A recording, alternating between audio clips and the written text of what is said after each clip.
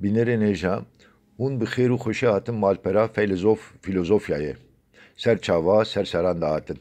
Xebata me a vê vîdeoyê an jî em bibêjin mijara me, jiyan û felsefeya William von Ockham'yê ku wekî damezranerê romana nominalizmê tê dîtin.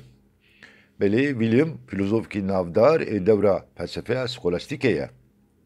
William Ockham'î di heman demê de rahibekî Fransîskan bûye jî. Li gor baweriya wî yên tevbar, an jî em bibêjin tûmel, universal, ne xwedê çêbûnekê rastînin û ew tiştên çêkirî ne. Yên tevbar ancak wekî hilbera romana nedîtbar û di nav xebatekî zanistî de dikarin derbikevine holê. Ew ne hêla hepbar a piraneyê ne, ew bi tenê navên ku li wan hatine barkirinin. Ji ber vê yekê jî zanist divê ne li tevahiyê lêbelê divê li yên taybet û tekane ve bikole.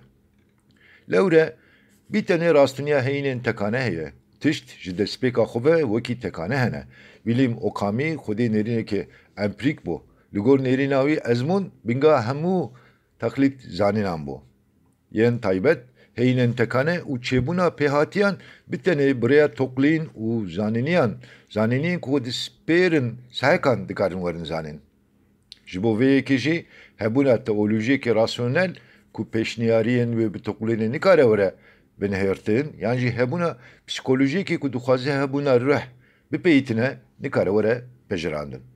Her wiha yekîtiya Xwedê, bêdavîtiya wî û heta hebûna wî jî bi awayekî mîsoger û teqes nikare were peyîtandin. Zanîniyên bi vî rengî ancak dikarin bin mijara baweriyê û ancak bi baweriyê dikarin werin pejirandin.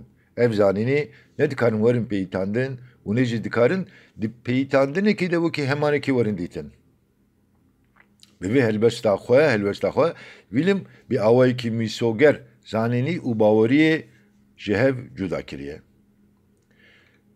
Bi wan romanên Williamî re felsefe êdî wekî berî ne di xizmeta bawerî û teolojiyê de ye.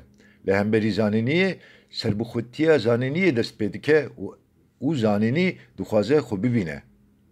Romanên wî yên bi vî rengî beriya 300 salan bizginiya tevgera Rönesansê daye me. Romana Williamî a ku hebûna bingehekî maddî ya têgihan diparast bi îdealîzmê an jî em bibêjin bi romana îdealîzmê re dikete nakokê. Ku li gor wê baweriyê jî di bingeha rastiyên madî de têgihên tevbar hebûn. Birêya objektên tekane û pêhatiyên dîtbar li vekolandina xwezayê û hilberandina zanîniyê romanên filozofên berê de anî bîra mirovan.